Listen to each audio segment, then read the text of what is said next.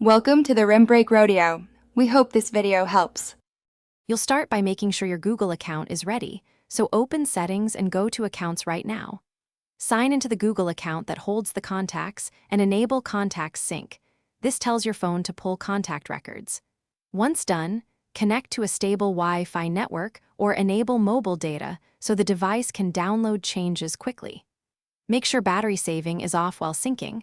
This prevents background limits from stopping the transfer. Now check that Contacts Sync is toggled on for that account.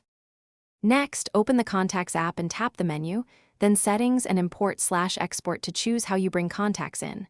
If you have a VCF file, pick Import from VCF and select the Google account as destination. That ensures entries go into the cloud. If you're merging from another account on the device, pick Merge or Move Contacts and choose Google as the target. You want the cloud copy updated so all devices reflect the same address book. This avoids duplicates and keeps things centralized. To finish, verify the import by opening Contacts or visiting Contacts. Google.com on a browser. The entries should appear under your Google account.